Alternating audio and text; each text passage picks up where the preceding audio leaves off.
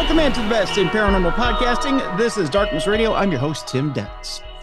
Folks, we all have our guests that we wish upon a star we could have on this program. Today, I happen to have one of those guests. You know, I'm going to give you a brief history because I want to jump into this very, very quickly. And I want to get to it right off the bat. 1986 was the year. And of course, we all have our heroes. We have our music heroes. We have our literary heroes. We have people that we sit down and we wish upon a star we could meet. We have people that we wish that we could sit down and talk to, and we could pick their brains and really get to know. I had two in my pantheon, two that I wished I could sit down and talk to. I have one of them here today, believe it or not. One of them was Edward Van Halen. The other one was a young guitarist when Van Halen broke up. Yes, when Adam Sandler's girlfriend put on the shirt and broke up Van Halen, Davidleeroth went his separate way. And he formed a band that the only way it could be described was a band that I believe out-rocked Van Halen. And in that band, you had Greg Bissonette, you had Billy Sheehan, and you had a young guitarist by the name of stevevai, who I believe at that time, everybody in Met Center in Minneapolis thought came from another planet because he did things that we'd never seen before, that we'd never experienced before. And the solo in that Eat 'em and Smile tour between Billy and Steve was like anything I had never seen before, where they actually physically took over each other's fretboards and played together. And again, you can see it online on YouTube. It's incredible. Anyways, I digress. So throughout the years, what I did after I had heard Eat 'em and Smile, my friend Rod and I in high school went out and said, we gotta learn everything about stevevai. We got to know everything about him. And there was an album out there. Steve had released an album called Flexable. Rod and I began to like Flexable more than Eat 'em and Smile. Don't ask me how, but we just loved everything about Steve. Rod and I began to call each other flexheads. And we became absolute stevevai nuts. That's how it started. My love affair with everything that stevevai did started there. I followed Steve ever since then. In fact, I was at his concert that he recorded here in Minneapolis for video. With that, I'll stop my gushing about stevevai and get ready to bring him in. Stevevai is not only a Zappa collaborator, heavy metal hired gun. In fact, anybody who's anybody wants him on their album because he makes it that much better. An experimental guitar virtuoso, and let's face it, a modern day maestro. He is no one else like him. He has a resume like stevevai's. He was born in New York in 1960. Steve learned guitar as a teenager from Joe Satriani, who he just got done with a tour of. He's been a longtime friend for 50 years. He's transcribed all of Frank Zappa's complex songs during his time at Berklee School of Music. And then he famously joined the band leader out on tour. And we'll talk a little bit about that experience with Frank Zappa as he got his chops with Frank. He then went on with Davidleeroth, went on to do his own solo work after briefly joining Whitesnake. And with that solo work, folks, if you're not in on stevevai's solo work, you have missed a whole pantheon of work that will change your life. That 1984 solo debut, Flexable, covers some frenetic sci-fi and swaggering guitar fireworks, the Attitude song for one, and Little Green Men. If you haven't heard Little Green Men, again, for this program, it'll hit you where you live, folks. As well as Passion and Warfare, you've got Alien Love Secrets. You've got, so many albums that we're going to talk about today, but we want to talk about something else today. And this is what we're going to talk about with Steve. And again, I'm taking too much time with this intro, but I'm going to bring him in here in just a second. We're going to talk about spirituality and music, because I believe Steve gets his inspiration from a place that a lot of musicians get it from, but he gets it from a place of spirit. And I want to talk to him about this today. There is something special I heard from Steve early on, even in that Flexable album, that I knew was different about him. I want to talk to Steve about it today. So ladies and gentlemen, I want to welcome in to Darkness on the Edge of Town Paranormal Radio Show, stevevai. Hello, Maestro. How are you? Good, good. Thank you for that wonderful intro, Tim. Hope I can live up to it. Oh, sir, you definitely live up. First of all, I want to thank you for all the music over the years, and I'm amazed. I didn't even bring up Crossroads. We'll bring up Crossroads later. I have questions about Crossroads as well. But um, I want to start out with this, and I want to bring up spirituality right away because that's what we're here to talk about is the spiritual aspect. And one of the things that I've gleaned from little interviews with you over the years is, of course, you've got natural talent. Those 10 fingers on your hand are amazing. They do things that other guitarists don't do. Uh, they're all over that fretboard, all over the strings, and they go places that other guitarists can't go. But of course, if you listen to the way your tone, your phrasing, the way that you put things together, it seems that you've come up with different ways of expressing yourself that other musicians just haven't found on a guitar. Now, I have to ask you where your source of inspiration comes from. How do you, when you get the inspiration for a song, first of all, how does it hit you? How do you see it? And then how do you translate it to a guitar? Well, inspiration can come in many different forms, Mm, for anybody. I believe that uh, we are inherently creative.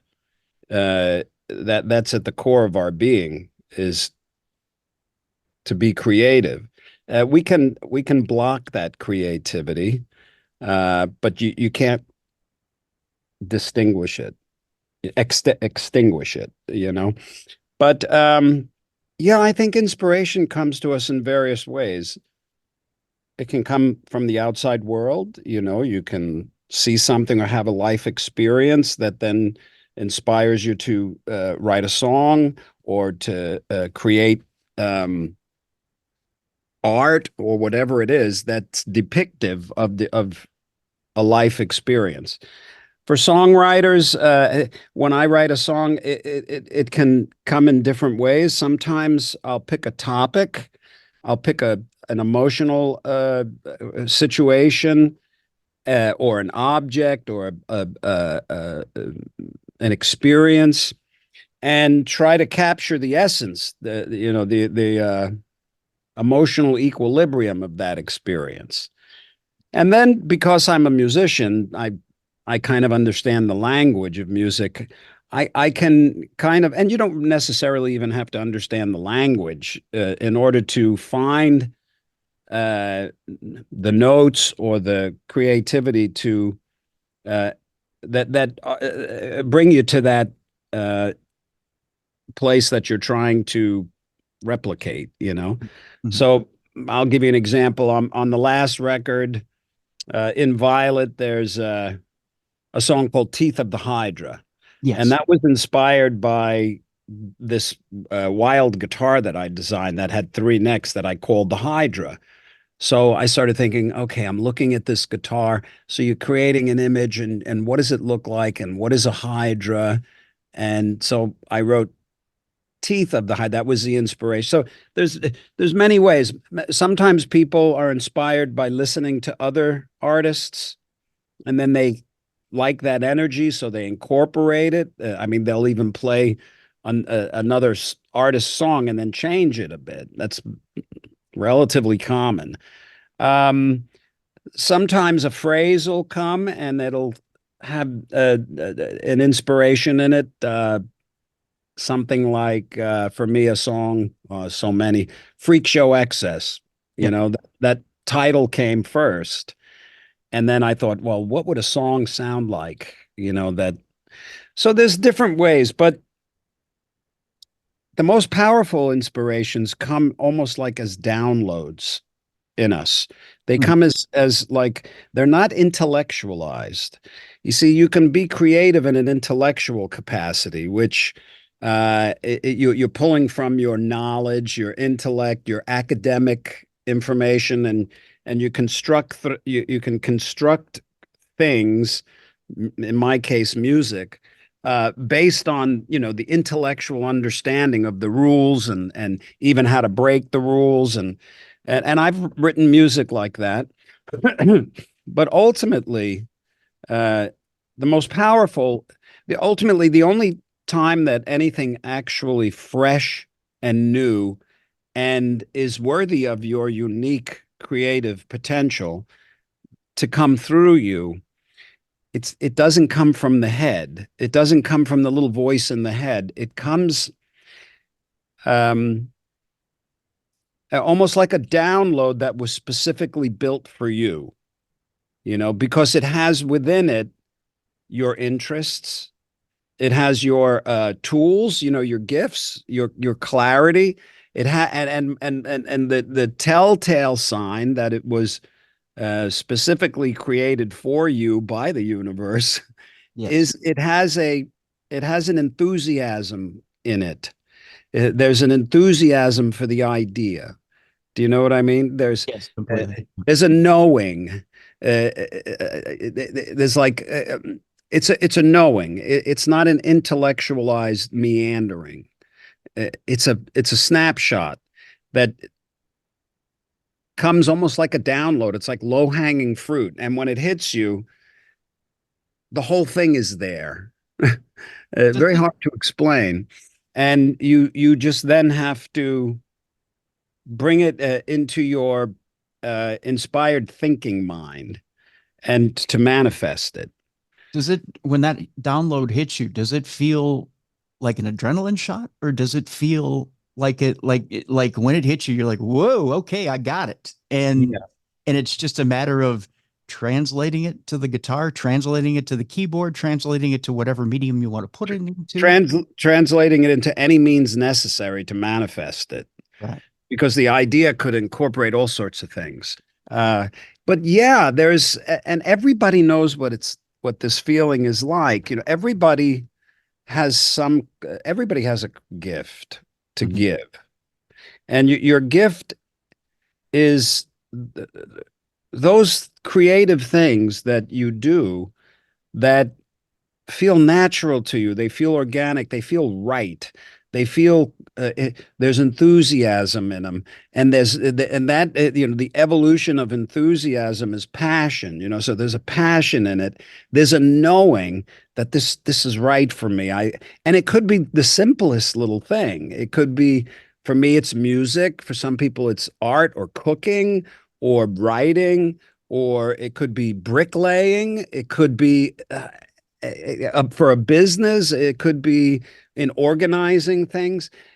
Everybody has some kind of a gift where there's a clarity in a creative process that feels natural to them. So natural that sometimes they can't figure out why it's so, it seems simple to them, and for some others it's just difficult, you Right. know. So this means it's natural, but all too many times we don't honor and respect these natural instincts, creative instincts, because we're bamboozled by conditioned thinking of the world Mhm. that it's not good enough, or why would you do that? You that you could fail, all this miserable stuff. So truly creative people don't have a choice, though, because the download comes and they're just like, okay, I'm doing this. That's it. What? So those are the pieces of music for me that seem to resonate most deeply with me. When I see an other artist honoring Mhm. their uniquely creative voice, we all know what that's like. There's a power in it. There's a quality. You may not necessarily like that kind of art or whatever it is, but it's undeniable that there's something palpable in it that's inspired. Yeah. So that's the kind of these days, more and more, those are the only things that I chase. Okay. Those things that come as compelling, enthusiastic ideas. Now, your question, Yes. Okay. where So, does it come from? well, yes. Where does it come from? Right. Well, I'm not an authority on this stuff, but I believe it comes from the infinite well of creativity that resides in all of us. That's our natural state is a creative one. That's our natural state. We're in a very dysfunctional state for the most part, unfortunately. But that just has to do with the evolution of consciousness. Mhm. So it comes from non-physical, obviously. Yeah. And the only access that you have to non-physical is you. You are who you are is non-physical, you know. You are in and of itself the creative impulse. And it some people, that impulse is very natural. They don't need any explanation. They don't have an explanation. They don't know where it comes from. They don't care. They don't know anything about spirituality or anything. They're just like, I'm going to do this, you Mhm. know. Mhm. And then some people will put, words to it somehow. Sure. Uh, but I think it's safe to say that, well, I think it's a fact that humans are at their core creative beings, Mhm. and you're here to be creative. Well, you're here to express your joy, your creative joy. And here's the kicker. Okay. You can't do anything without everybody else. We're all working together. We True. don't see it. We're so blind by our egoic perspective that we don't really realize that we all need each other Yeah. and Yeah. we're all actually working together, and nobody is separate from that. Uh, so that's good to know, you know. And then once you know it, you start seeing the reality of it. Y- What's interesting about the creative process, if you're getting this download and you're taking this raw information in and you're getting inspiration from a divine source, or you're getting this download, you're in a business that's surrounded by ego. You have to have ego to hit a stage. You have to have ego to put a product forward. You have to have some sort of confidence to put this forward into the world, because you've got a whole lot of souls that are coming forward and telling you what you think, or what they think about your product. Yeah. So, and you have to have that ego to come forward and say, "This is what I got, people." So, Well, uh, uh, in that, how much of your ego is putting the finish on that message? And so, how much of that mix is? I'm sorry, and I'll put the finish on this question. How much of that finish on that final product is your ego, and how much is the actual download of the message? well, you have to delineate what you mean by ego. Because something like confidence, Yeah, true confidence, true true confidence. Yeah. confidence requires zero ego. Okay. You know, my perspective of ego is uh, it's the thing in us that believes we're separate. Okay. It's fear, fear in any form. The ego is uh, the dysfunctional perspective that we have of ourselves and the world. Okay. The ego, in conventional speaking, is represented as something that believes that it's greater than. I have a big ego, so I believe that I'm greater than. Well, that is an aspect, that's an attribute of the ego. The ego is very happy to be considered greater than, but it's also very happy to be considered the worst. As long as it's more than somebody else. Yeah. Oh, you think you got problems? Let me tell you about mine. I have bigger problems than you. I am, this the ego. So you can't separate uh, the ego from your perspective, because the ego generates perspective. Okay. You know, it generates your perspective. Now, I akin it to something like this. This is an analogy I'm going to make. It's not an uncommon analogy Sure. in certain spiritual circles. Take a film projector. Hmm. Now, a film projector has a light bulb in it. Hmm. The light doesn't have, it's just light, right? It just emanates light. Right. And then that light goes through the projector and it hits the film. And then that film casts a picture on the wall. Well, the analogy is the light, that's the core of your being. That's who you are. You're the light. This is so very obvious, but it's completely missed. It's the thing that all spiritual, all religion, all spirituality is trying to point to, which is you are the light of the world. You know, there's no debating this because it's obvious. Who's looking at me right now? You know, Yeah. you the light, you enable you enable everything to exist in your perspective. So that's the light. There's no thought in it. There's just awareness, pure awareness. So when the light shines through the brain, which is the projector, it hits the film. The film is the thoughts in your mind. You know, the thoughts that you entertain in your head that you actually are doing uh, are conditioned thoughts that we inherited Hmm. through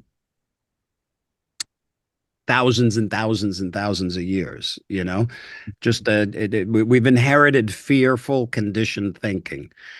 It's just the part of our evolution. It's the ego. You know, that is the ego. The ego is the film. Okay. You know, so that film then are your thoughts, and though your thoughts cast the perspective of the life experiences that you have in the world, and so there's the analogy. So where does the creativity come from? It comes from the light. Hmm. It's the natural, organic, creative impulse of the universe that's happening all around you. That created everything, you know, that you see, created you. You know, it's so obvious. Right. The Yep. ego doesn't know that though. Yep. You know, the ego says, "No, I am separate. I am this little separate, private I in my mind. This is a lie. This is an illusion." Yeah. Okay. Yeah. So this isn't like Steve Vai telling you this, you know, this is spirituality 101, you know? Yeah. So, this is why all of your best creative downloads, they come as downloads. They come full and just like a boom. Everything is included in it. Of course, you got to work, you know, you work through it. This is very different than intellectualizing creativity. When you're intellectualizing and basing your creativity on academics, what you're actually doing is repeating the past in different forms. Hmm. Yes. You know, you're only ever going to manifest something that's fresh, unique, and new through you when you shift your attention from the academics and the outside world to the listening inside. It's very difficult to talk about, but everybody knows what I'm referring to, but many may not recognize it when it happens within them. Actually, I'm not special in any way. no. I think a great example of that is this latest album. You can hear the shift. I mean, not just from, using the Hydra or creating the Hydra. And you can hear the shift in your music in this latest album. Hmm. In that is it fair to say that you've become a more well-rounded composer with this new album? Is that fair to say? Well, I think what happens with time and age, if you're young and you find your note, your Hmm. the thing that is fulfilling to you, whatever that is. For me, it was the music and the guitar, and you just stick with it. I never let up, Yeah, because yeah, I never wanted to. I love it. right. I find the creative process of making music just so enjoyable and makes every day like Christmas. Yeah, yeah.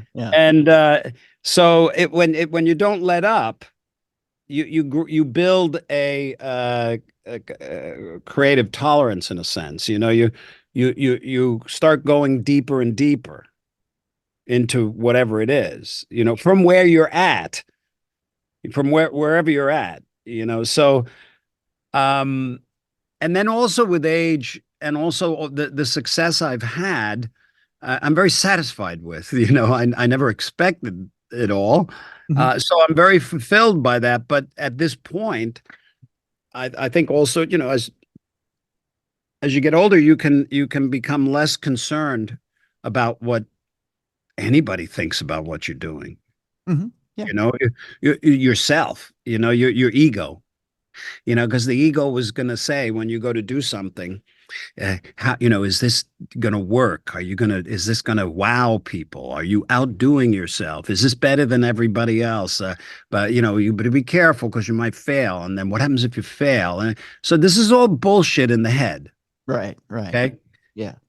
Your creative spirit has none of that in it. Your creative spirit goes, ta-da, I got a great idea for you. Here, go do it. Hmm. The end.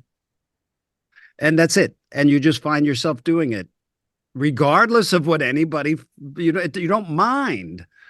So and I think the older you get, the less you're concerned about fitting in, and the more you're concerned about expressing your potential as a creative person.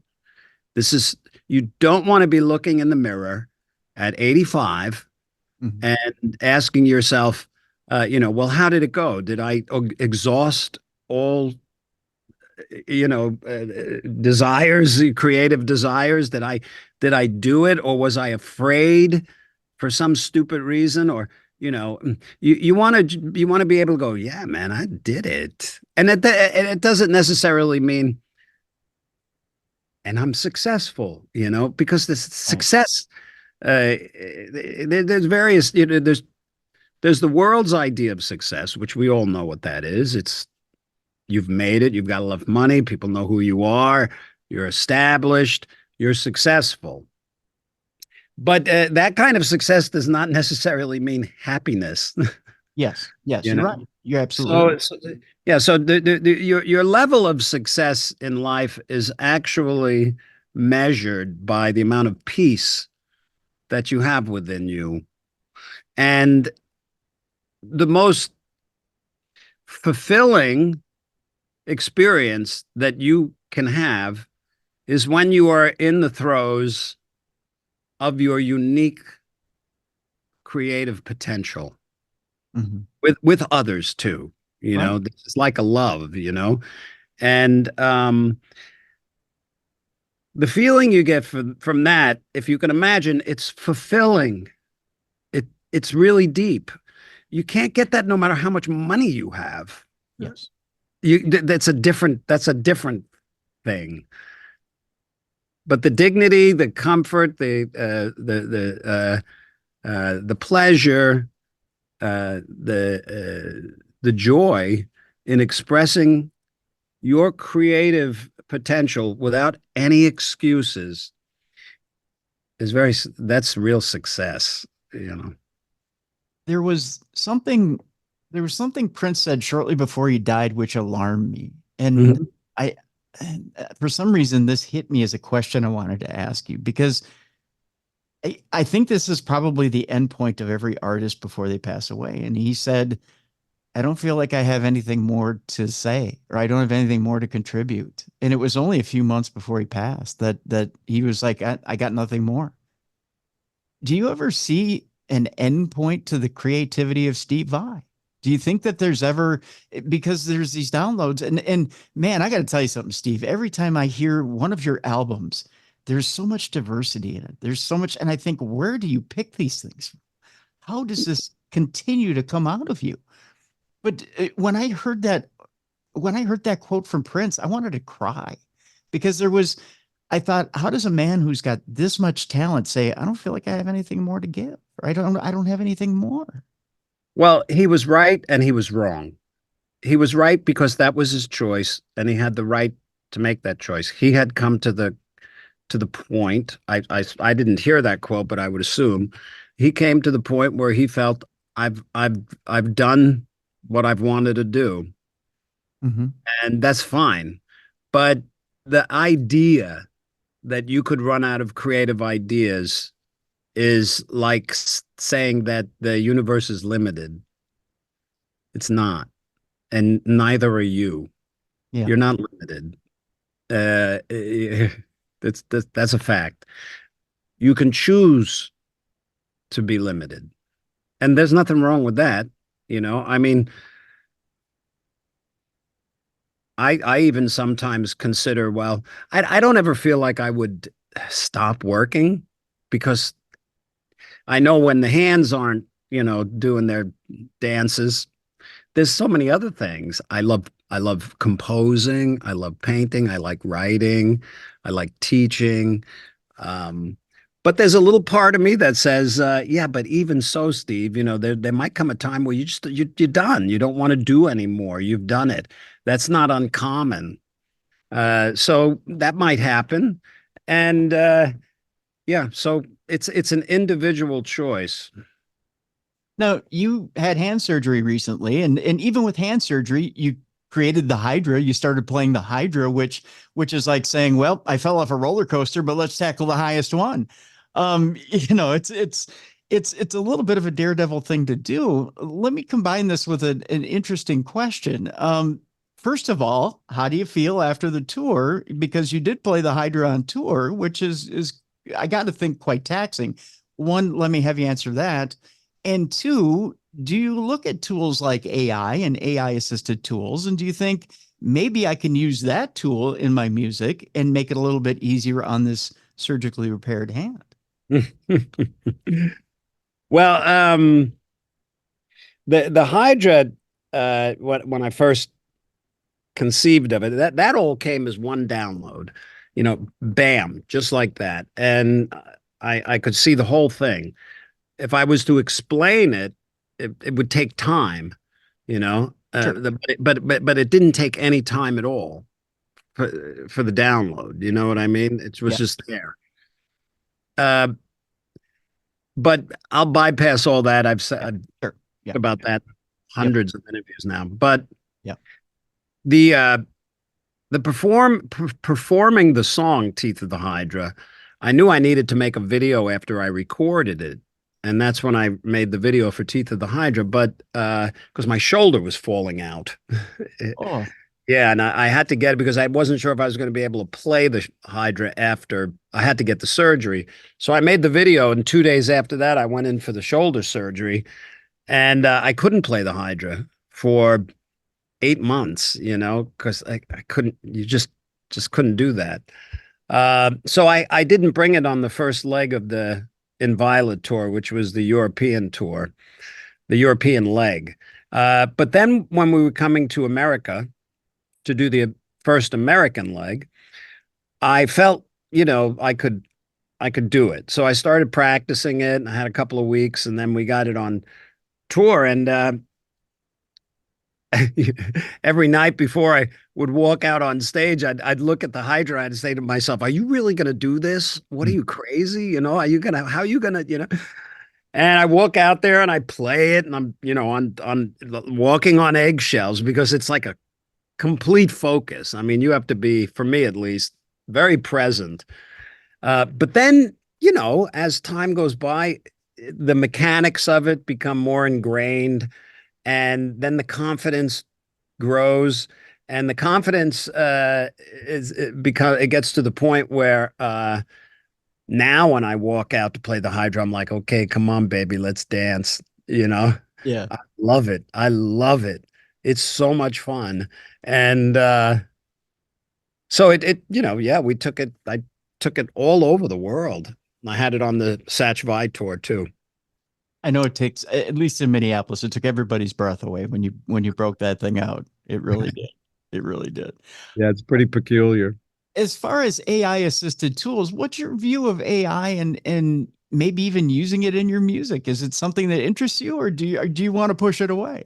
Well, I'm always interested in anything that can serve me in a creative capacity. And I'm not an AI expert, but just for face value, um, there's a lot of hype, a lot of talk, a lot of fear about AI and its potential. But my thoughts about it basically are, and I don't know if even like I say, I'm not an expert, but if you had a let's say you had a database of every single thing that anybody has ever contributed in the digital domain. That means every text everything ever written and upload, this interview, everything. Right. And it was one brain. It would be the collective sum total of the collective consciousness of humanity with all of its pros and cons and dynamics and emotional ebbs and flows and facts and fears and all that stuff. And it would be limited because it could only contain what it was fed. So, in my perspective, AI has the ability to take what it knows and combine it in ways that then create different formats of the same information. Sometimes a lot more educated because it might. This is a fact, so that however AI comes up with what it comes up with. Mm-hmm. The bottom line is it's a repetition of the past, Yes. just in different forms. Yes. Sometimes very clever, sometimes seemingly intellectually stimulating and all this, but it'll never be fresh and new. So an example of that would be, this is just a crazy example, hypothetical, but let's say when Elvis Presley was king, and let's just say hypothetically AI existed, Mm-hmm. and excuse me. Sure.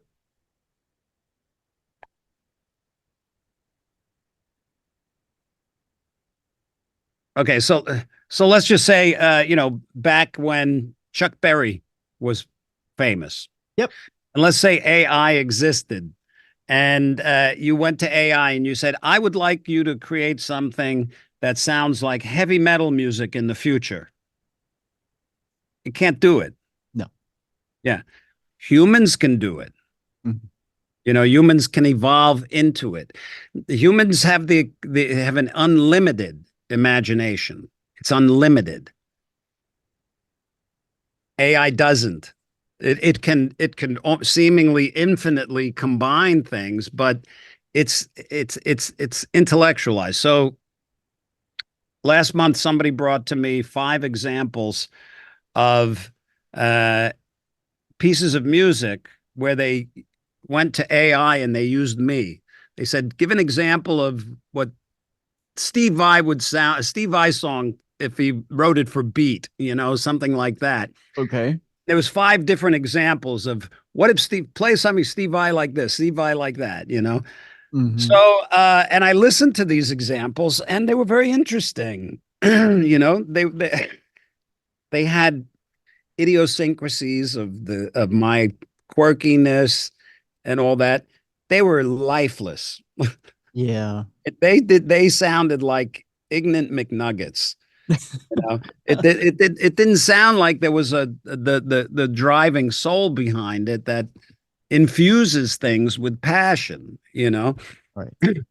And with AI, you run the risk of being trendy.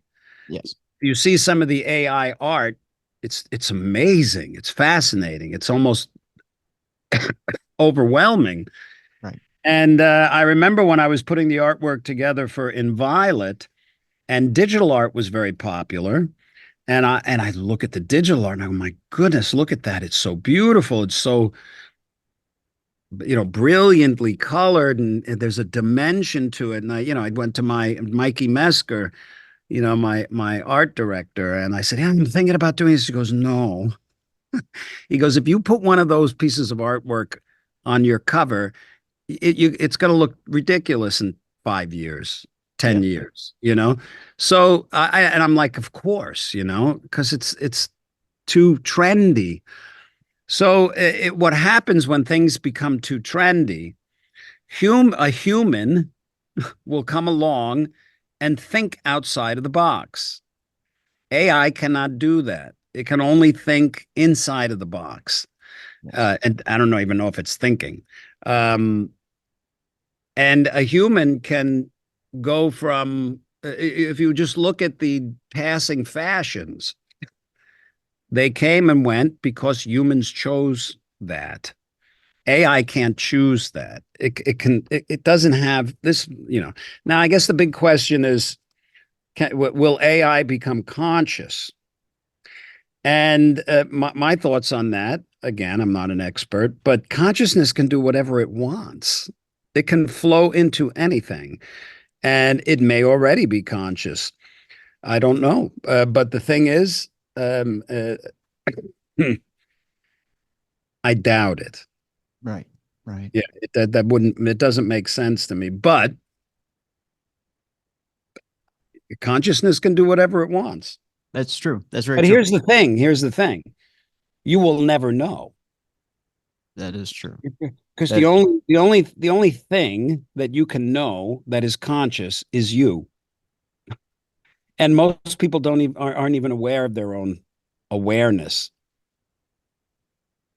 You have to wake up in yeah, order to recognize that.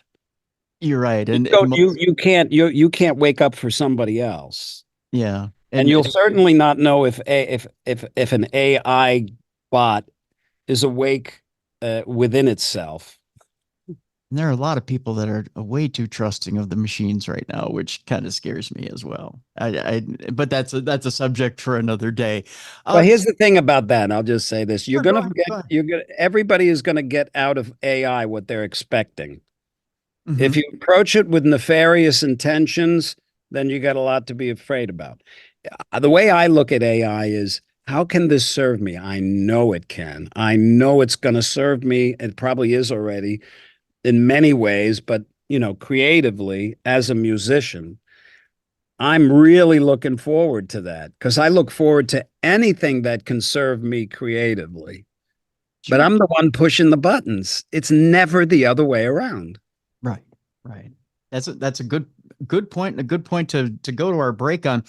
When we come back, Steve, I want to talk a little bit about your history, both spiritually and musically. I want to talk a little bit when we come back about soul groups, because I think some of the people that have entered your life and stayed with you throughout your life, maybe were destined to be there. And I want to talk a little bit about the tour you just came off of. I want to talk about Joe Satriani. Mhm. And I want to talk a little bit I'll about. try. I'll try to make my answers a little more shorter and to the No, no, point. that's okay. That's okay. And I want to talk a little bit about Frank Zappa. Um, and I have one question in particular about Frank too. When we come back, our Okay. guest is Steve Vai. The latest album is Inviolate, which is out right now and available both on Apple Music and in other places. Vi.com is where we want you to go to check out everything Steve Vai. Steve, I want to ask you, I know Vi Academy was over this past winter. Do you have plans for a new Vi Academy over next winter? Not at this time. Oh, I have to wait for an opening to come because my next 2 years are pretty slammed. yeah, they are. And speaking of this fall, you have a tour coming up with King Crimson. Did you want to give a quick note about that? Well, it's not King Crimson, it's Beat. Oh, That's Beat. the I'm title. sorry. Yes, yes. But we're playing the music of King Crimson. That's Okay. a glorious project because Adrian Belew and Tony Levin, who were in the 80s King Crimson, Mhm. uh, are reforming a band to celebrate those three 80s beautiful King Crimson records. So Robert Fripp won't be doing it, but he's given it his blessing, and he even suggested the title Beat, because that's the three records was Beat, Three of a Perfect Pair, and Discipline. So Danny Carey is on drums from Tool, and he's just a beast. He's Got it. Yeah, very good. incredible. So we're really looking forward to this. It's a great celebration of that music. Yeah, looking forward to that tour too. So again, vi.com for everything, Steve. We'll have links in the description of this program, folks. When we come back, let's talk soul groups. Let's talk musical history and spiritual history when we come back with Steve Vai right after this on the best in paranormal podcasting. This is Darkness Radio.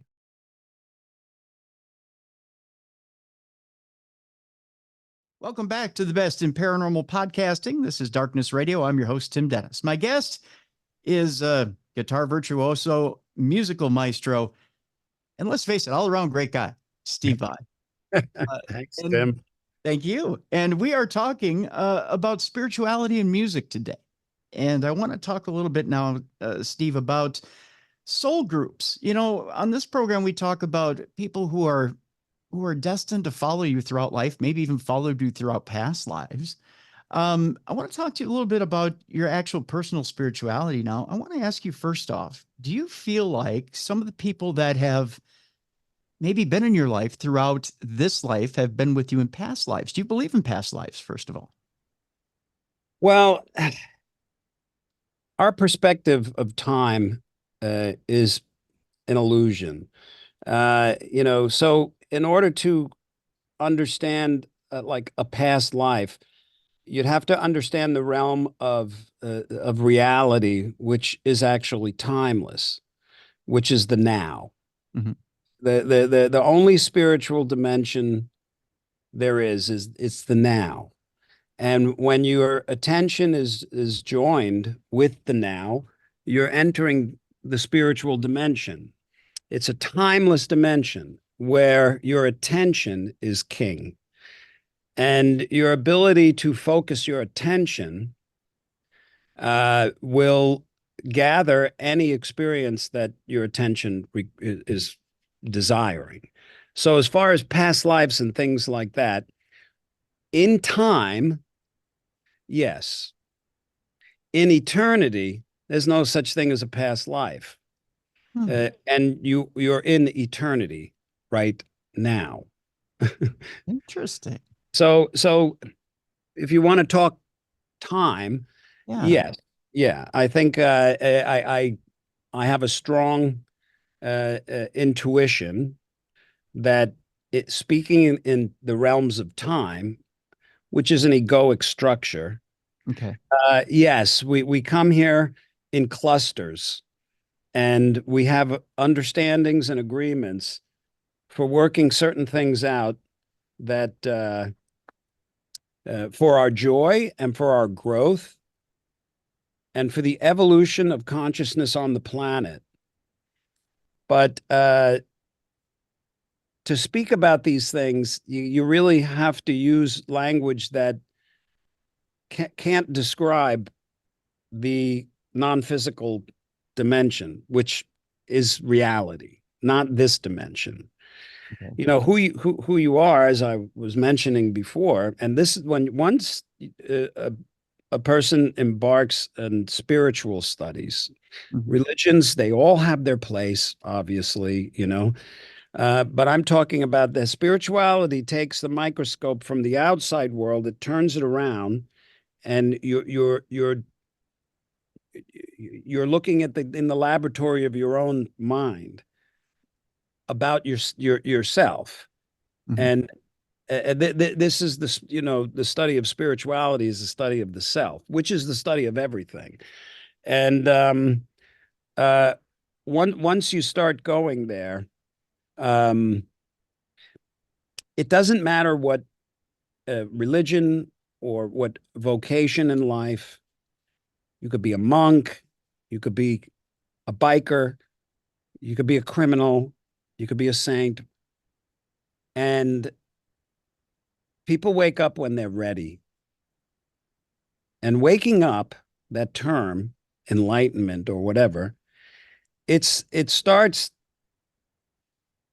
as Eckhart Tolle said, it starts with the recognition that there's a voice in your head that you're talking to all day. Yeah. And that voice is the ego. And people believe that that voice is who they are. People believe that who they are is their name, their past, stories that they have in their head about their past, which are completely wrong. Mm. um, their stories, and they believe they're, we believe that we're our body. This stevevai right here, Yeah. you know. Yeah. But all of that's just their beliefs. That's not true. Who you are is the awareness, the life itself. This is so obvious. Um, so discovering that is part of the waking up process, that who you actually are is invisible in this world. It doesn't have a form. So when you start talking about past lives and things like that, you have to come down to earth, which is Okay. very limited. Yeah. So, but yes, I believe that we come in clusters, and you're part of my cluster, you know, Yeah. and vice versa, and to work things out. I'm intrigued because the more I learn, and I got to tell you, you've opened my eyes in more ways than one today, and I appreciate it. The more I learned about the relationship between you and Frank Zappa, you talk about the karmic exchange between people, and you wonder about where people fell in. And again, I know I'm using the structure of time here, and forgive me for doing so, but Oh no, it's impossible to escape. yeah, and but I read an interview recently where you were talking about how tough things were on tour with Frank, Yeah. and how it was kind of like a vacation when you got on tour with davidleeroth. Um, and I'll skip the specifics. People can go online and find that interview if they want to find that interview. But to me, it seems like it's the taskmaster that puts the task in front of you that sharpens your iron. So it's the one that puts the task in front of you that develops you as a person, that develops your not only your body but your soul. You do that. The others are opportunities. You can choose to be challenged by them or not. Do you now let me ask this about Frank. Do you feel like you took to his challenge, or do you feel like you could have turned your back on Frank and went a different direction? Do you feel like that was your choice, or do you feel like do you feel like he forced that choice on you? Nobody forces anything on you. You accept it or not. And I loved Frank's music. I really, it resonated with me very deeply. Mhm. And Frank uh, was a unique musician, and he had the inspired ability to recognize within an artist their potential, something that they could do that's extraordinary. And he would expect that he would give you a format for that. So some of the really crazy things I've done with Frank were actually my suggestion, but he had he allowed the format for it. You know, something. Uh, he had the music. You know, he would say, "Can you play this?" You Mhm. know, and he'd hand me something insane, and I would just say, "Yep," because I just always felt I'll just learn it really slow and then bring it up to speed. How could you fail? I can do anything. Yeah. It was an innocent, naive kind of psychological position, but it worked. It works all the time. Whatever you believe you can do, you'll do, and what you don't, you won't. So Frank was just there, and he offered opportunities for me to exercise my creative potential because he could see it. He could see that thing in me. All of his musicians had that. You had to with Zappa, you know. But the thing about Frank was he could recognize things that the rest of the world wouldn't really pull from you, you know, and they would never give you a format to express it. But he did. He used your special skills as a color in his paint box. Hmm. That's why all of his records are so different, because he used the potential of his musicians, but he never expected you to do something that was out that you couldn't do or that was in your comfort zone. That's a big misconception that people had of Frank. They say, "Oh, it must be so hard. He wanted you to play all this stuff." Yeah, but Frank wasn't stupid. He would never give anybody something that they weren't eventually going to be completely bulletproof, you know, because it's futile. Right. Right. He didn't waste his time that way. I get the impression, and I get a different impression than everybody else. I get the impression that Frank Zappa was really like an ascended master when it came to music. He was the guy who he had this knowledge. He wanted to give it to others, but he was like Master Yoda. He would put you through your paces, but the only reason he did it is because he wanted to sharpen you. He wanted to make sure that he was getting the best of your potential out of you so that he could push you forward. You would become the master Jedi who would bring it to future generations. And he only picked you because he knew you were the one who was going to bring future generations forward and make them the best, to be the best that they were. Is that fair? Well, I don't, wasn't part of Frank's thinking process, but my perspective was that Frank had creative insights and he marched to the beat of his own drum.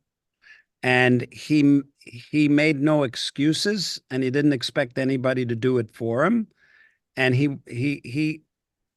his goal was to be as honest and intensely prolific as he could be.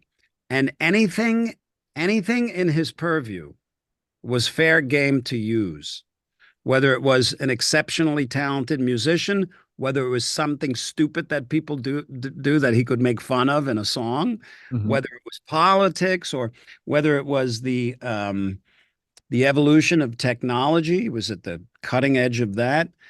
So Frank, I don't believe I wouldn't assume that in his mind he was like, okay, I got this young kid here now, and he's like a sponge, so I'm going to fill him up with everything so that he could pick up the torch. And I don't think it was anything like that. Frank No? was concerned about nope, not at all. Okay. Frank was concerned about his music and getting it out there for the people that were interested in hearing it in the most colorful, intense, and honest, authentic ways that he could. And the fact that Steve Vai could play, my special talent with Frank was I just had the ability, the interest, and the ability to play so many of the peculiar melodies that he wrote that never belonged on the guitar. But maybe, and I will say this, and I probably wouldn't say this around many other Zappa musicians, Mhm. but I was very young. I started working Frank when I was 18. Yeah. And I started transcribing all this intense music. And I think he got a kick out of that. I think he got a kick out of me, Hmm. and I think he liked me, but I was a tool, a Okay. happy tool, a happy tool for Frank. I was not designated by him to carry any torch. I could tell you that. Not in Frank's mind. He could give a shit about any of that. Okay. Sorry. No, that's okay. Fair enough. Um, you would know better than I, sir. You would know better than I. Let me talk about some of the musicians that it seems like you have this bond with that you use over and over again on different albums. I want to talk about a couple of bassists in particular, Billy Sheehan and Stu Ham. Yeah, those guys are fantastic. They're Have amazing. very different skills, but I'm Yes. I'm very happy I get to work with both of them. I met Stu at college at Berkeley, and he was great back then. And when I seduced him into moving out to California, that was a real great thing because he was just great, and he did all that passion and warfare stuff and a lot of other stuff, and we had some wonderful gigs. And when I joined Dave, Billy Sheehan, Billy got me into the band because he recommended me to Dave. Mhm. And Billy and I were like, power twin brothers. We built, you had mentioned before we started a solo that we built together, Yes. Mile Tour. And oddly enough, I saw that a couple of times through the years, and I couldn't believe it when I saw it. I Yeah. couldn't believe it that we put that much wit. Like, where did we find the time? And I forgot that we were that crazy and that we had that much, ability. And Billy and I just like, more way above and beyond what we've done together musically. We're just very close as people, like brothers in a sense. Mhm. But I'm sure glad I had the opportunity to do that with him in that band too. I I remember, and I could make the transition here if you want, but I remember sitting at Met Center in Bloomington at that tour, the Eat 'em and Smile tour, and I remember it was like you would arrive from another planet. In fact, somebody had said, "I don't think he's human. I think he's an alien." Because Yeah. just the way you played that night was just people. I mean, everything from the talking guitar part in Yankee Rose to and David had you talk to the audience to with the guitar. Yeah, I remember And that. That was yeah, fun. yeah, and people were blown away. And I heard some guy yell Eddie Who. I mean, which might be a little blasphemous in some circles, but um and really they wanted to crown you the new guitar god that night. They really did. Um and it was because it wasn't just because you were fresh and new, it was because you were doing you and you were doing something different, and not only different and special. It wasn't just because you were fast. There was, Yngwie Malmsteen out there, there was, the specter of Randy Rhoads. There was a lot out there. Hmm. But it was the fact that you were you and you were doing things that nobody else was doing out there. And and it wasn't just that, you were side by side with Dave. It was that there was such different things being heard out there. I mean, you know, uh, Ladies Night in Buffalo had a sound to it that was just different. And even Hina off of Skyscraper is just such a different sound. That's a And beautiful I song. love that song. That song is it's still, I get chills when I hear it. But that's I set up the stereo guitar. Yeah, yeah, yeah. Well, That's I think every guitarist, every musician, but every guitarist, it's inevitable that your voice is going to come through. Mhm. You can't really help that unless you suppress it by just trying to sound like somebody else. I was never very good at that. I never felt good enough to kind of sound like an authentic blues play or classical or jazz or anything like that. So I just very innocently started looking for quirky kinds of things in my playing that I wasn't really hearing. And I was very young, 13, 14, 15 years old. And I had nothing to lose, and I didn't wasn't planning for the future. I Yeah, didn't know anything about that. I was yeah. just, well, I can't do that, but I seem to be able to do this, and I kind of like that. That's weird. What is it? And then I exaggerate it. And that is perhaps why, and plus I have a weird affinity for the absurd. Mhm. And I'm very quirky that way. So I think those were my strengths. And as a result, my style kind of evolved very innocently like that. So there are things that I think you might hear occasionally that have some unique value. Absolutely unique value. There's a line. Okay, I have to ask you about this line because when I heard it in the Ultra Zone, I said that couldn't have been Dave's line, but it's in Skyscraper. and it has to do with God. You said, what's the word? He says it in Ah, Skyscraper. you found that. You picked Yes, that I up. did. I'm very impressed. Yes, Yeah. I did. It's Yeah. And he ain't talking. yep, and he Yeah, ain't yeah, talking. yeah. That's Yep. alive in the ultra world. That was a Dave. It's not a necessarily it's been around. Is God's what how does the actual quote go? Something to well, the effect of I just listened to it right before. God only knows, but he ain't Yep. talking. God only knows, but he ain't talking. Was Yeah. that your line that you gave to Dave, or was that Dave's No, line? no, no. That I heard that first from Dave, but it's not a uncommon phrase. Yeah, yeah, God only knows, and he ain't talking. right. Which I think is just the Yeah, most it's kind of cool.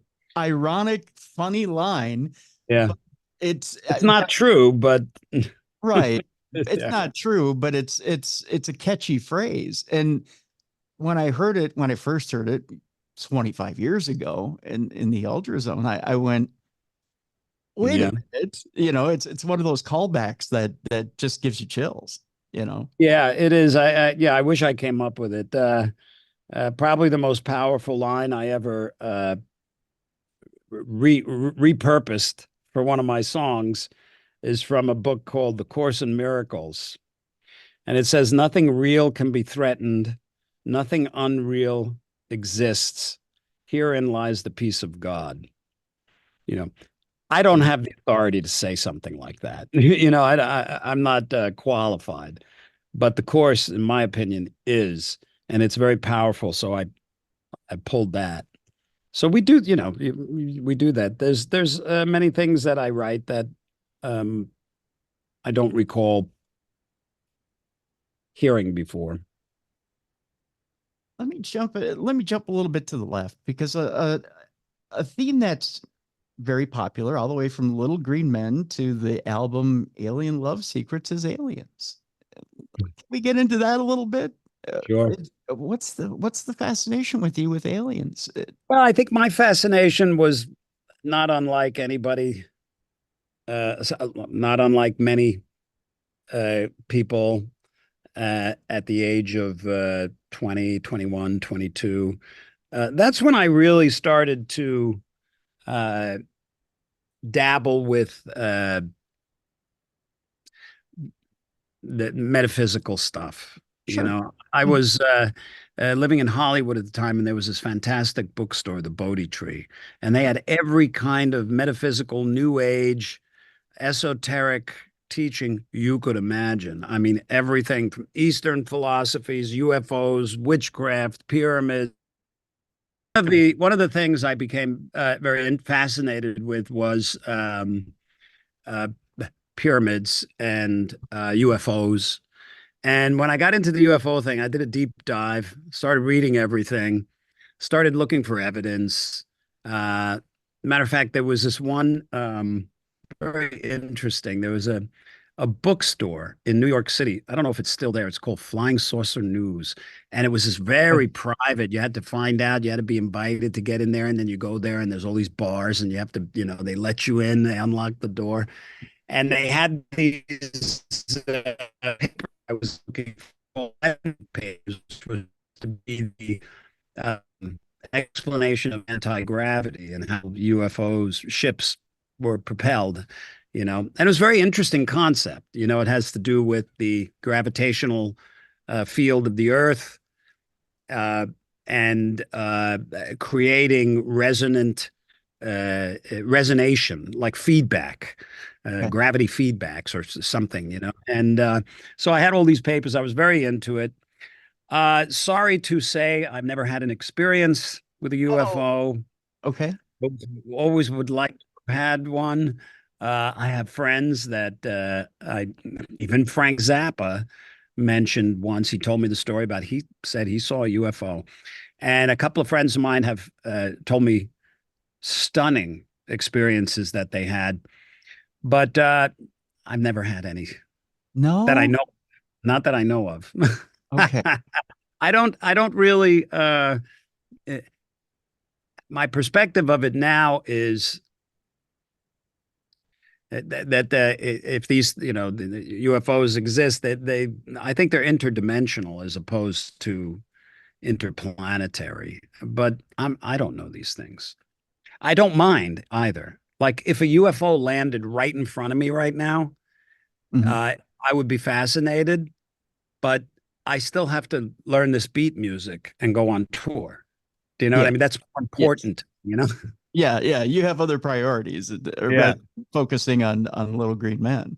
Yeah. Uh, inflexible when you're talking about welcoming us to the age of light without heat, and then you look at something where the government this past year, or the beginning of the year, talked about coming up with a fusion system with lasers, talking about being able to power entire cities with lasers.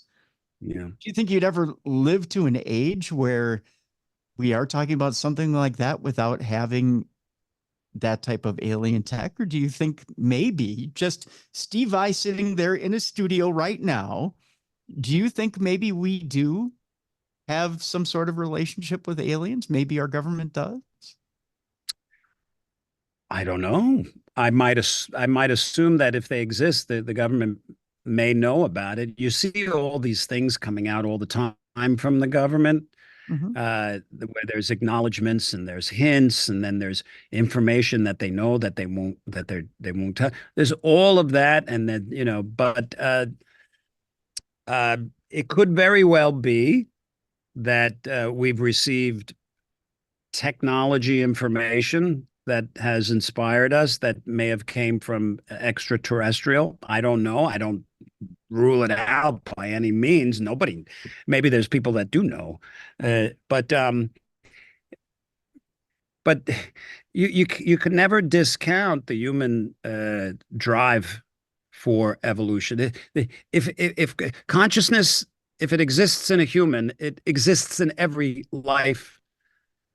So it doesn't exist any more or less in an alien. You Yeah. know, an alien is no different than you or me or Right. anybody at its core. It's awareness, it's consciousness.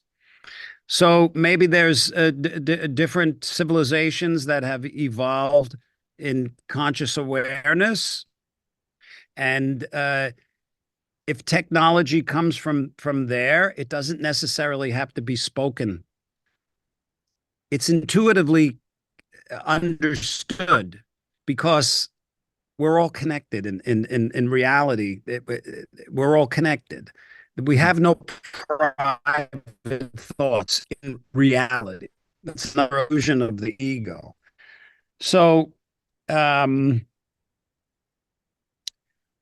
when we're going to discover an energy source that's completely free, has no byproducts, is takes no space, is infinite, and creates a paradigm shift. You know when that's going to happen?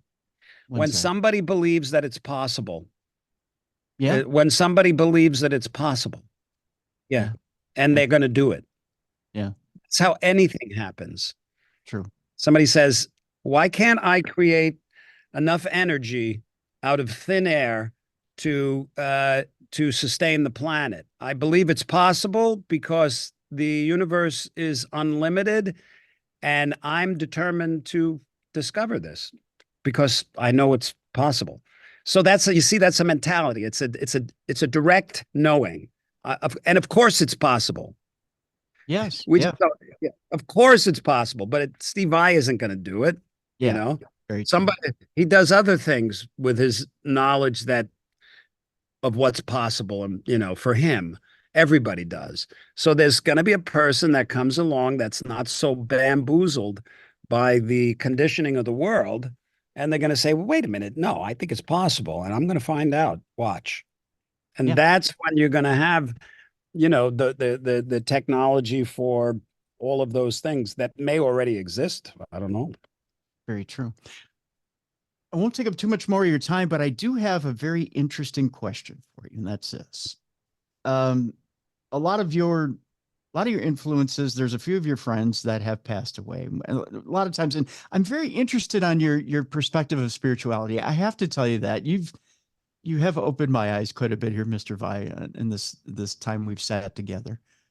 Um, of course, Frank has passed away. Jimi Hendrix has passed away, and recently we lost Edward Van Halen. And I know you formed a friendship with him over the last decade or so, decade or two. Um, we always hear this from people who have had near-death experiences. When they go to the other side and they come back, they talk about the vividness of color. They talk about how Yeah. wonderful the music sounds.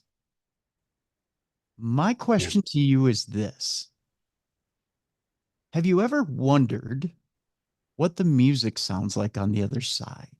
And would you want to know what that music sounds like on the other side? And would you want a sneak peek of maybe what Frank is composing on the other side or Edward might be doing on the other side? And would you want to hear it?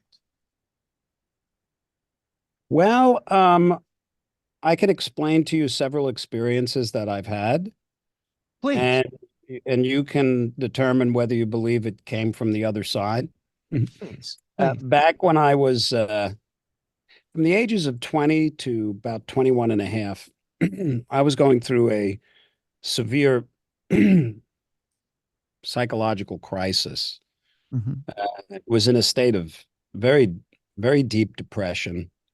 It was a darkness. It was a feeling of helplessness and hopelessness that those that may experience that kind of depression understand. Uh, you don't know why it's there. You don't know what brought it on. You just know that you're in hell. Okay. And frankly, that was the best thing that ever happened to me because from it, I got to a point where I kind of surrendered. I surrendered believing that I knew anything. And I remember when that happened, it was an exceptionally intense attack of fear and dread.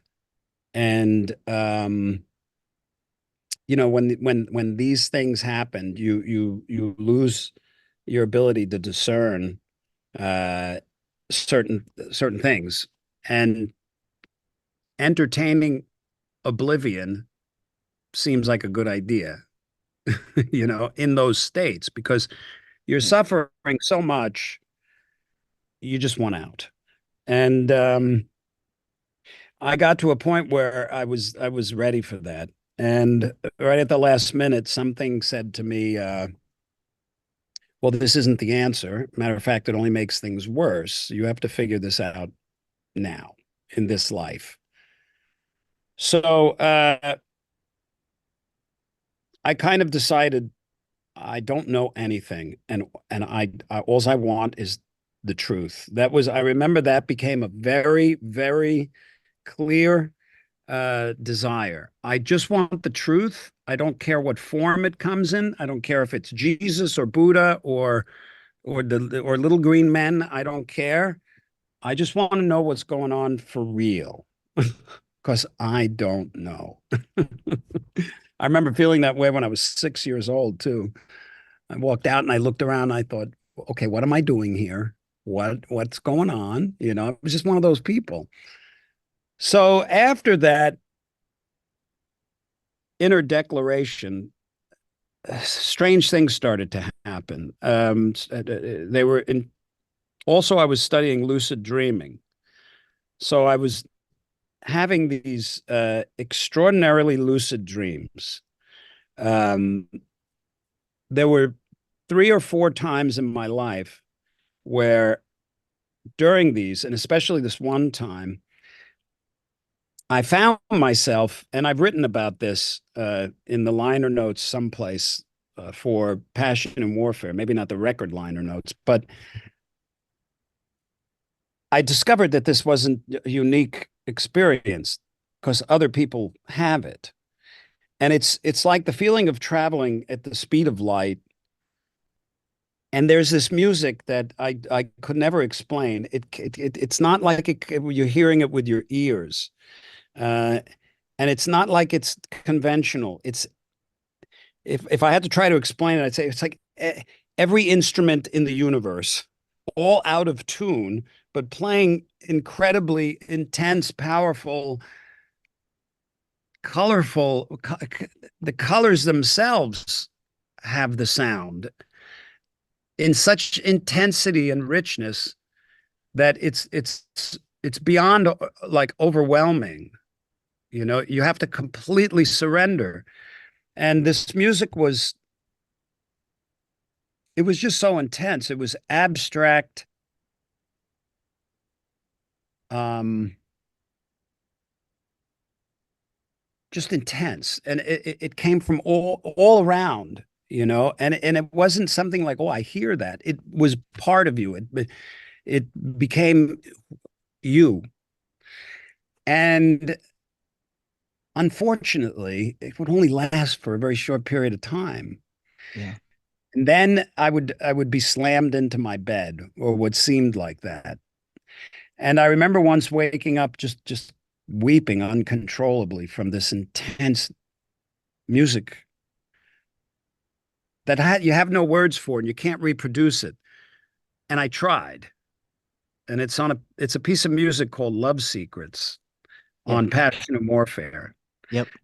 It's in the moment, abstract composing, trying to capture the slightest little hint of what that experience was like.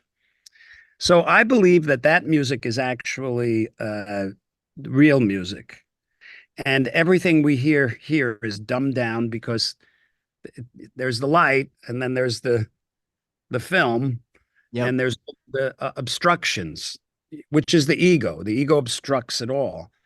So yeah, but that was profound. And I'll also say that that frame of mind, I slipped out of it, and I never returned.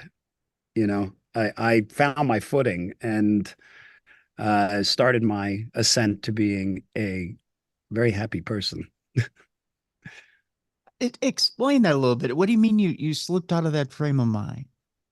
Well, I was in a very dark Oh, as far place. as the dark place. Okay, yeah, I got you. I got you. I thought you meant as far as being in a godly place. So Oh, no, you no. I okay. slipped out of the depressed state Okay. of mind, the Gotcha. resistance, Gotcha. slowly, very Okay. slow. And I'm a work, it's still happening. Is this slow process. And that's the way it is for everybody. It's everybody's on their path that's right for them.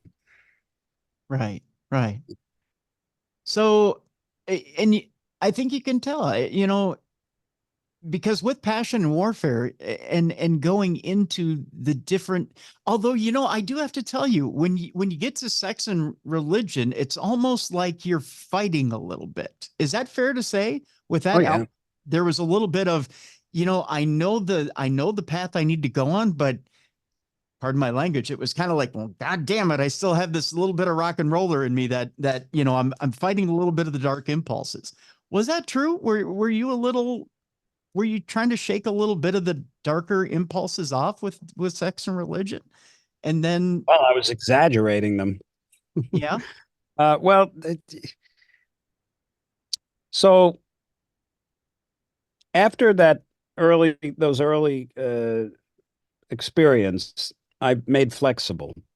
Flexible was a cathartic process for me because I was finding my freedom, I was finding my independence, I was finding my quirky joy, I was finding my love for life, I was finding the spiritual path for me, and this was all wonderful. Mhm. Once I started to become a rock star, the ego came in the back door without me even knowing it, because that's what the ego does. Yeah. And all of a sudden, I'm winning all these awards, selling millions of records, making all this money, becoming very famous in this small field Sure. of instrumental guitar playing, and which is a very small field in the music business in general, but the ego, it's everything. Oh yeah. Oh yeah. So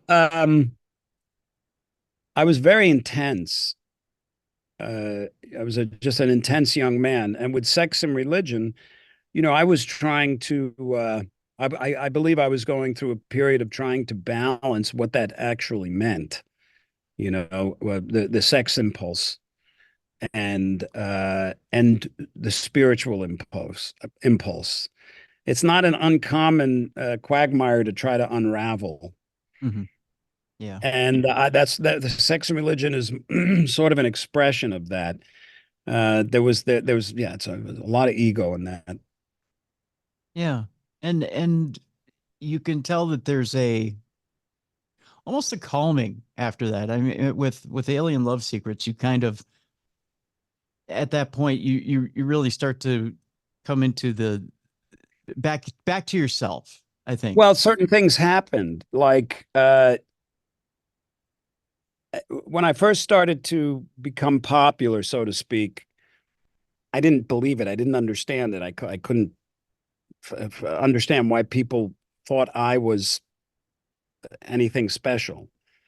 But then once it becomes overwhelming, you're on the magazines and you see even your peers talking about all this stuff that, you start thinking, well, maybe I am all that, maybe I am the chosen one, and all this kind of crazy stuff. And, but then the scene changed. In the 90s, grunge came. Yes. And basically, I experienced a character crucifixion, because I basically overnight represented everything that was wrong about playing the guitar, because grunge was a whole, there was just a whole paradigm shift in the music scene. And when you're at the top of something, you feel indestructible. You feel like this is never going to end. I'll always be there. But things change constantly.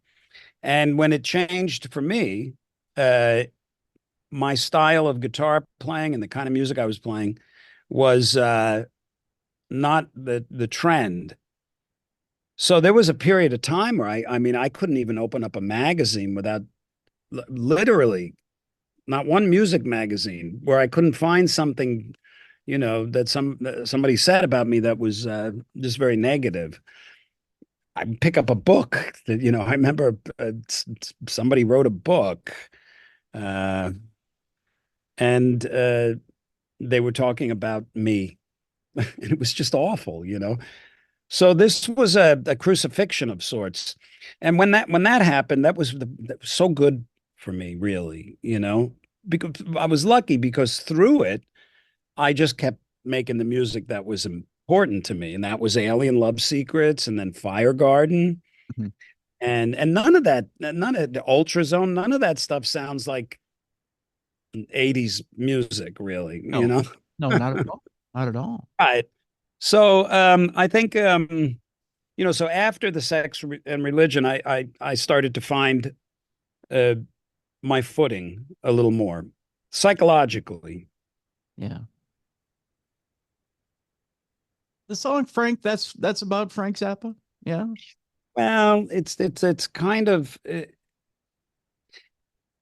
I loved Frank so much, and something very interesting would always happen when I would leave his house.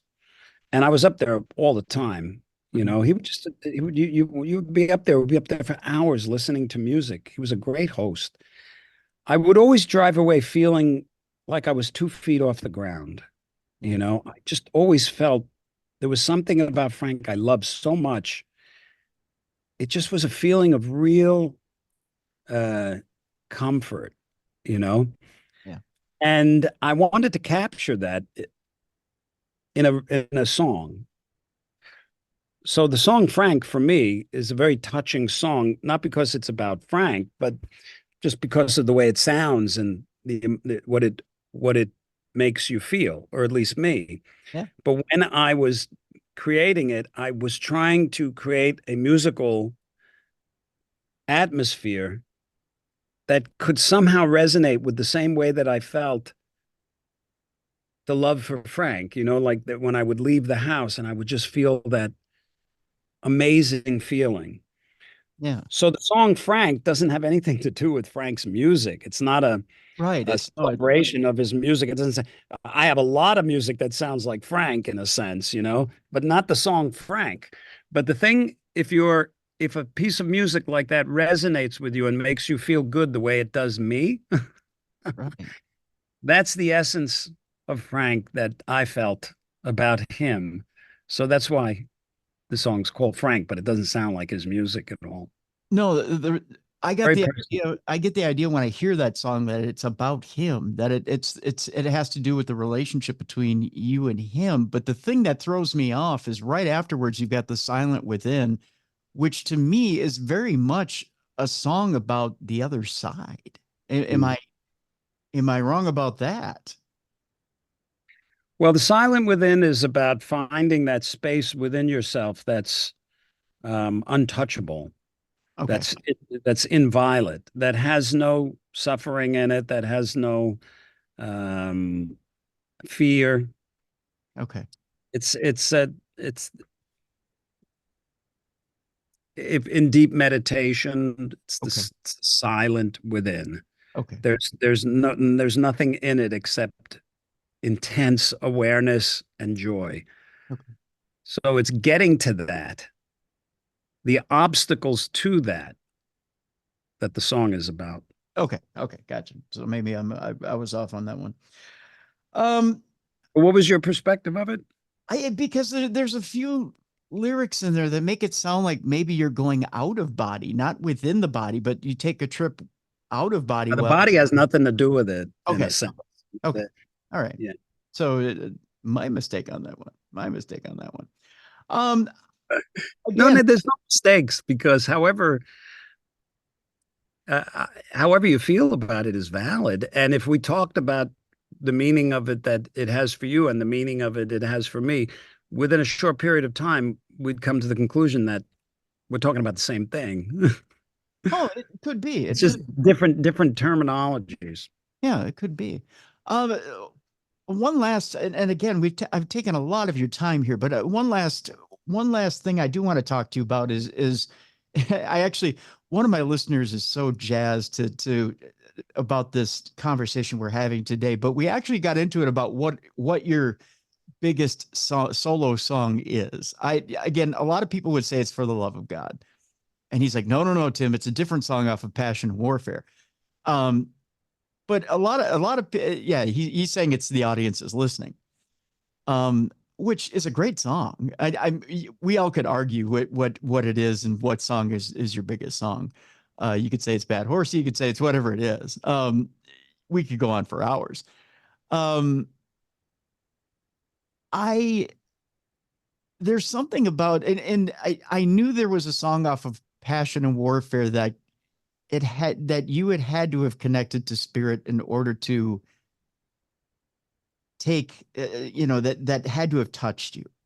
Because there's something about you, Mr. Vi, that I know is unlike any other person in this industry that's connected directly to spirit. I don't know what it is. Call it intuition. We'll call it intuition. We'll say it's that. Uh, but when I hear For the Love of God, I think to myself, that song had to have come to you while connecting with spirit, not directly from spirit, but while connecting to spirit. I've heard you tell the story before, but can you tell our audience how that song came about? Because I, I find this story fascinating. Hmm. Well, anytime we are in our groove, in our flow, we're Mhm. connecting with spirit. All of your most powerful creative endeavors, you must connect with spirit. And what does that mean? Because it's just really kind of like weird words. What does it mean to connect with spirit? It means that you become completely present in this moment with your full attention, because that is spirit, Yeah. you know? So, with something like For the Love of God, okay, so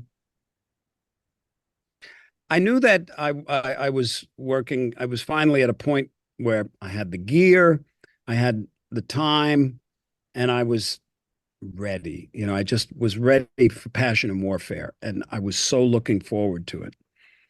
And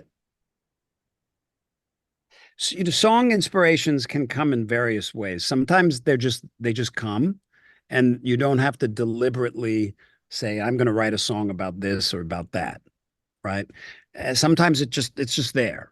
You pick it up and you go, okay, something's happening. And that's basically what happened with For the Love of God. I was in the studio doing something. It was many, many years ago. It was like in the 80s. And I was leaving the studio, and there was a cassette player on the bed, the couch, and an acoustic guitar. And something just said, not something say, I just had the impulse to pick up the guitar and hit the record and play. It was just an impulse. I said, I don't know, something feels like something's going to happen here. And I really just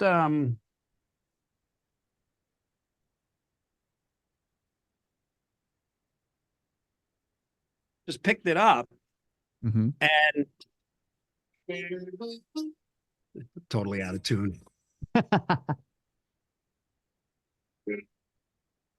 Wow, pay no attention to that tuning behind the curtain. Didn't even. So I just sang, and that chord came out.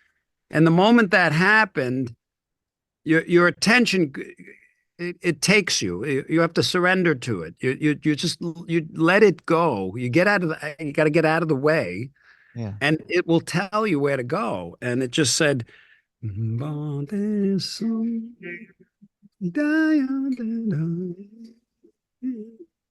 guitar is all messed up. It was leading me. So I kept going with it, and it said, and I got the little cassette recording. And you got to search. Sometimes you hear it in your head, but you don't know where it is. And then you do know when you hit it. That was it. I had to go back there. Now, this one, I knew it was going to be a killer. I knew it was going to be the one. I'm like, yeah, there it is. There's getting goosebumps. And then it had to go. So this was like a little gift, it flowed, and it was joyful, and it was just, I mean, at the time you don't know, is this great? I don't know if it's great, but it's doing something for me. So that's enough, See, I got to honor these things when they come through you. You have to protect them, because that's your gift, and that felt like something beautiful to me. And where did it come from? I have no idea. It comes from the universe. It didn't come from my head, my intellectual thinking. It came Right. from listening in presence to what your inner musician, your inner melody maker is telling you. If you allow it, it takes you. If you get in the way, you block it. So getting in the way would sound something like this. Oh my God, that's so beautiful. I wonder if it's any good. I wonder if anybody will like this. What if well, it's just just a E minor chord. This is not cool enough. What am I going to do? Why should I even do it? Nobody's going to like it. Right. Okay, so that's getting in the way. You totally disrespect God when you do that. Yeah. It's you're attacking God in a sense, because that is God coming through you. Because it's your creative impulse in its purest natural way. You connect with it, and then it wants to come through you. It When wants to. And not just, I'm not talking about me and that song. right. I'm talking about every decision you make every day, Yeah. all day. When you sit down to put the title on it, or maybe the title came to you as you're writing it, where does the words "for the love of God" come in? I loved this piece of music and the way it made me feel. It felt like hope. It felt like intense compassion. It's intense joy performing this song. And out of where did it come from? What is that? That was my answer. It was for the love of God, and because that's what it was. Um, the song for me is it feels beautiful. It makes me feel uplifted. It makes me feel deep joy, you know. I can't explain it, and I don't, it's There's okay if it doesn't do that for anybody else. I know it Oh, for it some does. people it It does does, for me. Yeah, it's my favorite Yeah. song. It's my favorite So song. there's so much gratitude and appreciation for that. How else could I possibly name it? You know, Yeah. uh, at least that was in my mind. So the title was very clear. Mhm. Yeah. I don't know if that makes sense. It's It very kind makes of perfect sense. I just wondered if it was something that came to you, or if it was just automatically you knew the minute you played it that this is the title. no, not the minute I played it. The minute I was playing it, there wasn't any room for a title in Okay. my head. I was taking dictation, so to Mhm. speak, Yeah. Yeah. And then when I listened to it, that's when the title came. Wow. All right. I know you've said it before in other interviews, and when you're playing it on stage, I even said it, when you play it on stage, you tap your heart, which is Do it. I was just doing it last night, or the night before, which is the last show. I do that when I play on stage. I try to psychologically open my mind up, not my mind, my attention, my heart. The notes that come through to the audience, because we're a team in this. You Mhm. know, I am a service provider, and I am there to entertain you and to lift you up the best I can. And when I do that, it's a natural thing. It's for it's for others. It's like this melody is for you, and please, you came, enjoy this. It's from my heart to your heart. I just naturally I go like this. I can't help it. It just happens. That's perfect. That's perfect. Um, I was gonna go with ask you a question about the crossroads, but I think it's fine. Oh, you know what? I have one quirky question to ask you, Steve Vai, which, we'll call this dessert on top of the perfect meal which you've served here. When you go to Google, and this is the most odd thing that I found about you on Google. Are you ready for this? Mhm. In all the songs, they list 20 songs for Steve Vai. For some reason, under your discography, and this makes no sense whatsoever, they list one of your songs as Big Bottom by Spinal Tap. Did you have anything to do with Big Bottom by Spinal Tap? No, I might have played on it.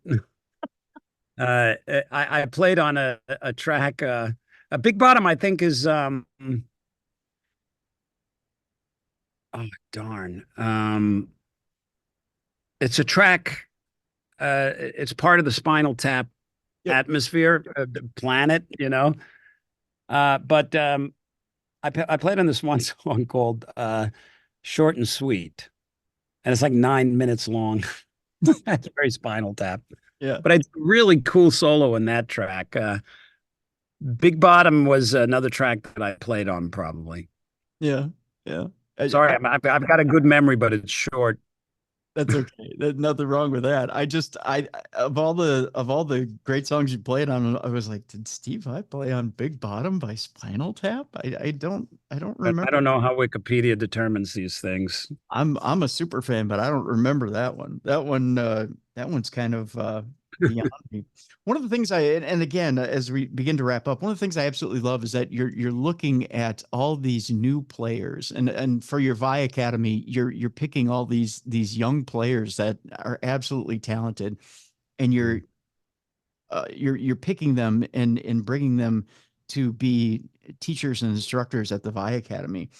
There's a song out there called "Ego Death" that you contributed a solo to, and I don't want to stumble over the name of the group. Um, Lithia. Olivia, that's right. The song is amazing. Can you speak to them in that group and their talents? Well, they're sort of that part of that new wave of young, brilliant innovators that are evolving, emerging right now. It happens every generation, and some of them are exceptional. And I think the guys in Polyphia, they're just unique. Their music, their style of playing, and they had that song, and they asked me if I wanted to contribute, and I thought, well, yeah, let me hear the song if I feel like I can do something here. So they sent me the track, and I laid a whole bunch of stuff down and said, "Here you go, do what you like." And they made this beautiful version, um, where they came in and rebuilt their parts around what I did, and then chopped everything up, and then made the video and invited me on the video. So it was nice. It was nice to be a part of that. I really like those guys. I think they're phenomenal, really, what they're Yeah, doing. yeah, It's most crazy. definitely. Well, again, Beat is this fall, and you're going to be out with them playing the music of King Crimson. Um, Inviolate is out right now, your album, and playing the Hydra, and my God, what an album. And that whole discography is out there. Vi.com. You can check out everything about Steve out at Vi.com. I'll leave with this question, Steve, and I swear I won't take any more of your time because you've been so gracious with your time and your knowledge. And I'm again, you've made this almost 2 hours some of the best time I've ever spent with one human being in my life. I'm so Thank you, Tim. I have so much gratitude for this. Yeah. Um, I'll ask you this question. Now, you've got two boys, and I will ask you this question. When it's your time to leave this earth, do you have one song in particular that would express, and your lovely wife, one song that would express what it is that they mean to you, that's maybe even in your catalog, or maybe you have yet to write it? Do you have something that expresses what they mean to you that you could play for them, or leave for them to play and just say, this is the sum of my existence and what you mean to me? There's nothing that I could create that could contain that feeling. Yeah. There's not. I've done it through my whole career. I have songs. So many songs were written for Pia, my wife. So many written for my boys. Any one particular, it really. I wouldn't be able to point to one. Nothing could contain that kind of connection that you have with family when it's a loving family. We have a wonderful, loving family. Mhm. So some of the things that I do, I make a photo book every year, and that's served very well for decades. I go through the entire year of everybody's photos, and I make a book, and that will, in the future, I think, serve as a little respite reminder of the joy that we had together in life, more than a song, Yeah. you know. But there's plenty of songs that I could point to, but they can't convey what you really feel. And my family knows that. Oh, good. I'm glad you've put it in words and in pictures, but much more than a song. I'm glad you're emoting and putting it in ways that you don't have to necessarily put in music, because sometimes if you just say it, it's much better than Yeah, trying. you can put it in music, but it's the music limits it. Yeah. Like you can't. It's such a personal thing, and they know it. People that you love, the connection you have with people that you love. There's no words necessary. Mhm. There's no song necessary. There's nothing necessary.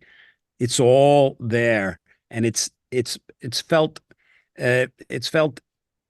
directly from the other. And then all the songs or pieces of art or photo books, they're accoutrements to that. Yeah. Yeah, absolutely. Well, sir, Maestro, Yeah. you've taught me quite a bit today, and I appreciate it. I greatly appreciate it, and I want to thank you Thank you for today your for the time. time. And yeah, good luck. You're doing Thank great you. stuff. Thank you so much, Steve. I thank you so much for being on Darkness Radio and being a light in the darkness today. Got it. All the best, Tim. Thank you.